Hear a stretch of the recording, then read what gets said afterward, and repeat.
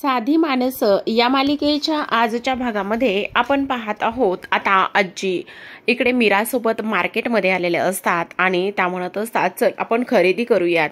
पण आता दोघी दोन ठिकाणी खरेदी करतात तर इकडे आजी एका बाजूला पटकन निघून जातात। खरं तर रात्री आजीने ज्या पद्धतीने मीराकडे एक बुके आलेला होता ते पाहिलेलं होतं आणि त्यामुळे आजीने हा सगळा प्लॅन इथे केलेला होता।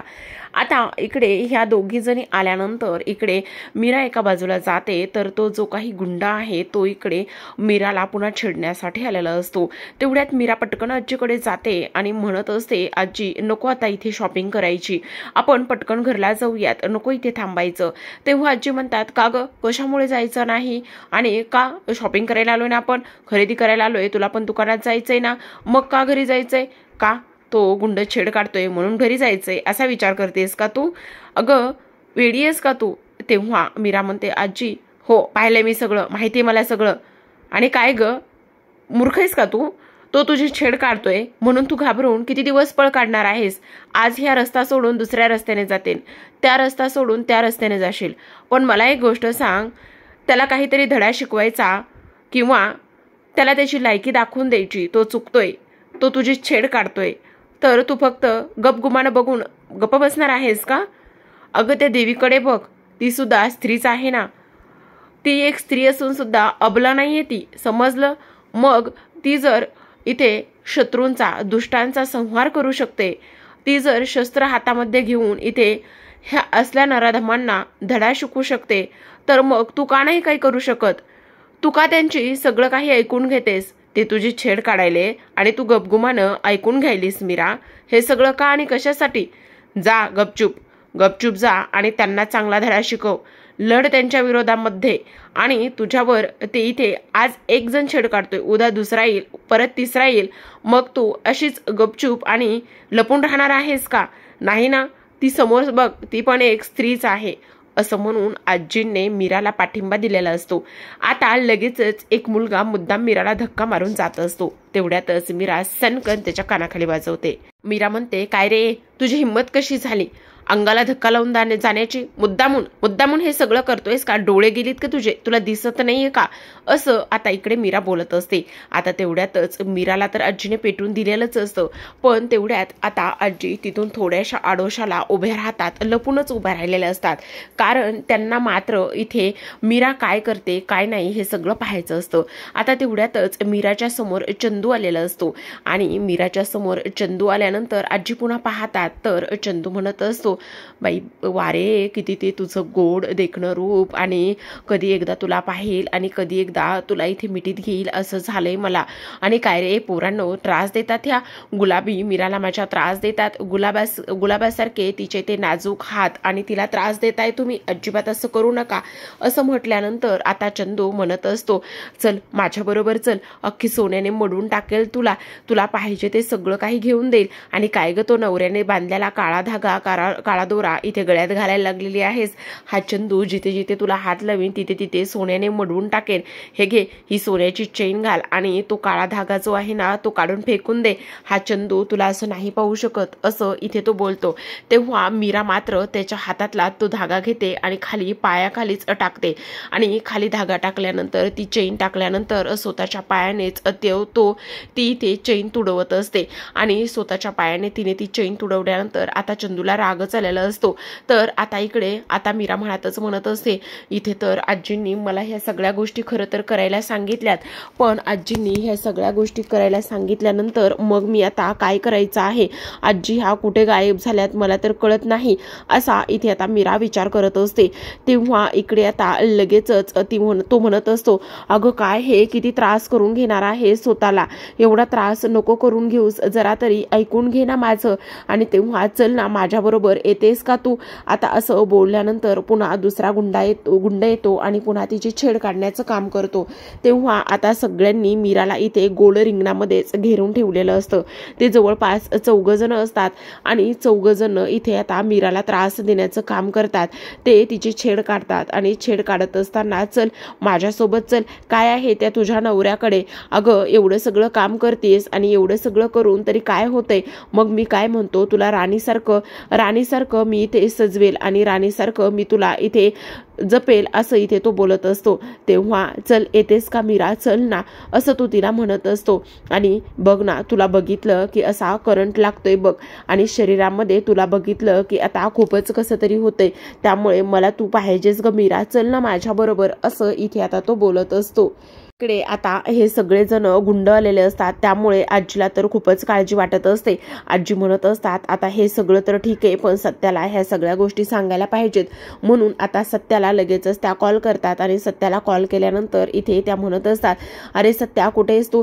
तेव्हा तो म्हणत असतो आता कस्टमर येतंय त्याचीच वाट बघत बसतोय आणि लगेचच निघायचंय. तेव्हा आजी म्हणतात अगदी बरोबर, तू इथे त्याच मार्केटमध्ये आहेस. अरे तुझी बायको गुंडाची छेड काढते.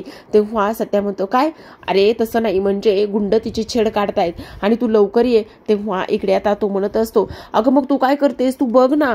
तेव्हा इथे आजी म्हणतात अरे मी काय करणार आहे, ती बायको तुझी आहे ना, मग तू ये आणि काय करायचं ते तुमचं तुम्ही बघा बाबा असं म्हणून आता लगेचच आजी फोन ठेवतात. आता इकडे सत्याला राग आलेला असतो आणि सत्या धावतच तिकडे निघालेला असतो. तर इकडे आता मीराच्या हातातील जी पिशवी असते ती पिशवी ही लोक ओढून घेण्याचं काम करत असतात आणि मीराला त्रास देण्याचं काम करतात. तेव्हा मीरा मात्र त्या पिशवीने त्या गुंडांना मारण्याचं काम करते. तेव्हा चंदू म्हणत असतो अगं ह्या पिशवीला कशाला उगाच त्रास देतेस, तुझ्या त्या नाजूक हाताने मला मारण्याचं काम कर ना, तुझा नाजूक हात इथे इथे माझ्या इथे लागू दे ना असं म्हणून तो छातीवरती हात ठेवत असतो आणि म्हणत असतो हा तुझा जो काही नाजूक हात आहे ना तो इथे लागू देत ना, आणि त्यामुळे मला खूप आनंद होईल बघ असं इथे बोलल्याबरोबर आपण पाहतो की आता मीरा त्याच्याकडे रागाने बोलत असते आणि बघत असते.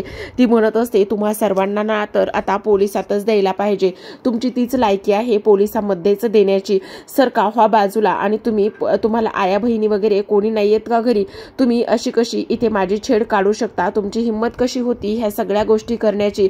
तुम्हाला मी सांगितलंय ना आत्ताच्या आत्ता इथून लांब जा, आत्ताच्या आत्ता इथून दूर जा म्हणून, चला व्हा बाजूला असं आता इथे ती बोलत असते. आता ह्या सगळ्या गोष्टी इथे बोलल्यानंतर आपण पाहतो की सत्या तिथे हिरोगिरी स्टाईलने चाललेला असतो. आता सत्या तिथे आल्यानंतर इकडे तो म्हणत असतो अगं धूमकेतू हे बघ असं नाही मारायचं, असा हात धरायचा आणि असा पिळायचा, आणि आपलं शरीर केवढं आहे, आपण किती मोठे आहोत लहान आहोत ह्या गोष्टी इथे नाही पाहायच्या, तर आपल्याला एखाद्याबद्दल किती राग आहे ना ते महत्त्वाचं आहे. एखाद्याबद्दलचा राग आपण कसा काढायचा हे महत्त्वाचं आहे, समजलं तुला. आता बघ आपण जरी ताकद कमी नसली किंवा आपलं शरीर जरी लहान असलं ना तरी सुद्धा राग महत्त्वाचा आहे. मग असा धरायचा, असा वळवायचा आणि हे असं आपटायचं, मग निघला की नाही राग व्यक्त. काय रे छेड काढतात, तुम्हाला आता मी माझी सत्यागिरी दाखवतो असं आता इथे तो बोलत असतो. आता ह्या सगळ्या गोष्टी इथे बोलल्यानंतर आपण पाहतो की जो काही सत्या आहे तो मात्र त्या सगळ्यांची चांगलीच धुलाई करायला लागलेला असतो. एवढी धुलाई करतो की काही विचारू नका. आता मीरा लगेचच त्याच्या जवळ जाते आणि सत्या म्हणत असतो हे बघ दे, काढा खाली ठेवून दे. आता मीरा सत्याचा सपोर्ट असल्यावर कुठे मागे पडते. मीरा सुद्धा लगेचच आता त्या लोकांना चांगलंच सत्याबरोबर धुत असते. तेव्हा आता इकडे मीराने मारल्यानंतर असं जो सत्या आहे तो मात्र टाळ्या वाजवत असतो, आणि टाळ्या वाजवत असताना इथे आता मीराचं सगळेजण कौतुक करत असतात. त्याचबरोबर आपण पाहतो की आता इकडे जो चंदू आहे तो पुढे आलेला असतो. तो पुढे आल्याबरोबर इकडे आता सत्या म्हणत असतो काय रे छेड काढतोस, तू छेड काढतोयस कशामुळे तू छेड काढायला लागलेला आहेस, काय संबंध आहे, कोण कोण आहेस तू, कोण इथे. तेव्हा पुन्हा इथे सत्या असताना सुद्धा जो काही चंदू आहे तो मात्र मीराकडे खूपच वाईट नजरेने पाहत असतो. आता इकडे मीरा म्हणत असते आतापर्यंत ह्या लोकांनी इथे फक्त आणि फक्त एकच काम केलेलं आहे, आणि ते म्हणजेच की इथे ह्या लोकांनी फक्त आणि फक्त इथे सत्यागिरी बघितली, पण आता मात्र ते काय करणार आहेत तर ते इथे आता मीरागिरी बघणार आहेत. असं म्हटल्यानंतर आता इकडे लगेचच जी काही मीरा आहे ती मीरा मात्र इकडे पदर खोचते, आणि पदर खोचूनच जो काही चंदू आहे चंदूची धो धुलाई इथे ती करत असते. आणि चंदूची धो धुलाई केल्यानंतर आता चंदू आणि तेव्हा एव्हाना सगळे जे गुंड आहेत ते मात्र इथे पळून गेलेले असतात. आता ते गुंड पळून गेल्यानंतर इकडे लगेचच सत्या म्हणत असतो वा वा वा वा धूमकेतू, तू तर एकच नंबर गुंडाची धुलाई केलेली आहेस बाबा, आणि काय ग धूमकेतू असं घाबरायचं नसतं, आणि हे सगळं अशा पद्धतीने झालं होतं मला सांगायला पाहिजे होतंस ना, तू बघ कसं सगळं काही केलेलं आहेस तू ऑल ओके मध्ये. असं म्हटल्यानंतर गुंड तर पळून गेलेले असतात. तेवढ्यातच त्या मार्केटमध्येच रिया आलेली असते आणि रिया त्या मार्केटमध्ये आल्यानंतर हे सगळं काहीतरी होतं इथे असा तिला थोडासा अंदाज लागलेला असतो. पण हे समजा काय आहे याच विचारामध्ये रिया असते. आता रियाला सुद्धा त्याच मार्केटमध्ये थोडंसं काम असतं म्हणून ती निघालेली असते. आता इकडे जो काही सत्य आहे सत्याच्या मदतीने आणि हे सगळ्या गोष्टी अशा झाल्यामुळे आता आपण पाहतो की इकडे मात्र लगेच सत्याला कस्टमरचा फोन आलेला असतो आणि त्यामुळे तो म्हणत असतो हो हो आलोच, 2च मिनिटात आलो असं म्हणून आता तो जायला लागत असतो. पण मीराला मात्र सत्याशी बोलायचं असतं. त्याने एवढं सगळं काही ऐनवेळी येऊन तिचा जीव वाचवला, एवढं सगळं काही केलंय त्यामुळे तिला तिच्याशी बोलायचं असतं. पण सत्याला मात्र आता वेळ नसतो. तेवढ्यातच सत्या म्हणत असतो धूमकेतू मला आता जावंच लागणार आहे कारण खूप महत्त्वाचं भाडं आहे, मी निघतो, कस्टमर थांबलेला आहे आणि तू काळजी करू नकोस, मी लवकरच संध्याकाळी घरी येईल असं म्हणून आता तो तिथून निघून गेलेला असतो. तर आपण पाहतो की रिया तिथे आलेली असते आणि रिया म्हणत असते हा सगळा काय प्रकार आहे, कोण होती ती लोक आणि तेव्हा हे सगळं काय चाललेलं आहे असं इथे ती विचारत असते. तेव्हा लगेचच आता इकडे मीरा वहिनी सगळं ओके तर आहे ना. तेव्हा इकडे आता आजी सांगत असतात काही नाही, काय झालेलं आहे ना मीराची त्या गुंडांनी इथे धुलाई काढलेली, इथे मीराने त्या गुंडाची चांगलीच धुलाई केली. पण का केलेली आहे तर इथे ती जी काही लोक आहेत ना, ती गुंड आहेत ना, ती मीराची छेड काढत होती. तेव्हा हे सगळं ऐकल्यानंतर बोलल्यानंतर आता इकडे मात्र आपण पाहतो की हे सगळं ह्या पद्धतीने झालेलं असतं. तेव्हा लगेचच आता इकडे रिया म्हणत असते काय एवढं सगळं झालेलं आहे, ह्या सगळ्या गोष्टी अशा कशा झालेल्या आहेत असा इथे ती विचार करत असते. तेव्हाच आजी म्हणत असतात हो ह्या सगळ्या ज्या गोष्टी आहेत ना त्या अशाच झालेल्या आहेत. आणि तेव्हा इकडे तुम्ही दोघी जण एक काम करा, इथे पोलीस स्टेशनमध्ये जा आणि पोलीस स्टेशनमध्ये गेल्यानंतर सगळं काही व्यवस्थित होईल असं इथे आता ते बोलत असतात. आता लगेचच इकडे आपण दुसऱ्या बाजूला पाहतो की त्या दोघी सुद्धा पोलीस स्टेशनमध्ये निघालेल्या असतात आणि पोलीस स्टेशनमध्ये जाऊन त्यांना तक्रार करायची असते. तर प्रेक्षकांनो आता इकडे ज्या आजी आहेत त्या घरी आलेल्या असतात आणि आजी घरी आल्यानंतर आता इकडे निरूपाने चहा बनवलेला असतो आणि आजी येतात आणि आजी आल्याबरोबर जो निरूपाने इथे चहा बनवलेला असतो तो चहा इथे त्या पिण्याचं काम करत असतात.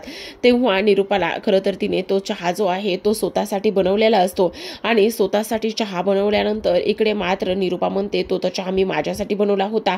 पण आता मात्र इकडे जो काही चहा आहे तो आजीने घेतलेला असतो आणि तेव्हाच आजीने घेतल्यानंतर इकडे ह्या म्हणजे सुधाकर आणि आजी चहा पित असतात. आता मुद्दामूनच इकडे निरूपाची त्या खेचण्याचं काम करत असतात. काय ग निरूपा असा चहा बनवते होय कुठं, अगं चहा आहे की काय आहे, असा कोण चहा बनवतं आणि हे समजा काय आहे असं इथे ते बोलत असतात. आता इकडे ह्या सगळ्या काही गोष्टी इथे बोलल्यानंतर आता निरूपा म्हणत असते असं कसं, चहा तर चांगलाच झाला पाहिजे ना, मी तर चांगलाच बनवला आहे. अगं चांगला कसा बनवलायस, अगं निरूपा काय केलेस, दूध कसलं घातलंयस, कच्चं दूध घातलंयस की काय, अहो असं काय करताय, मी तर चांगलं गरम दूध घातलेलं आहे आणि पण मग चहा असा का लागतोय. पण एक गोष्ट सांगू का, मीराच इथे चांगला चहा बनवते आणि तू तर नाही बाबा, तू तर अजिबात चांगला चहा इथे बनवत नाहीयेस असं इथे आता ते बोलत असतात. आता इकडे मात्र निरूपा हे सगळं बोलत असताना आता तिला टेन्शन आलेलं असतं. तेव्हा आता इकडे जे काही सुधाकर आहे त्यांना आजी म्हणत असतात बा झालं रे सुधाकर आता जाऊ देत, अगं निरूपा छान झालेला आहे चहा, उगं तुझी मस्करी करतो, जा तू पण जाऊन थोडासा चहा घे बरं असं म्हणून आता निरूपाला थोडंसं बरं वाटलेलं असतं.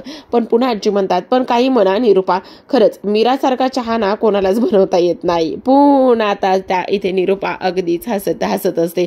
तर आपण पाहतो की इकडे आता लगेचच रिया घरी आलेली असते. रिया घरी आल्यानंतर ती म्हणत असते खरं तर मीरा आणि सत्या इथे एकत्र गेलेल्या आहेत, मग मी उगाच कशाला कबाब में हड्डी म्हणून माझी मी इकडे निघून आलेली आहे.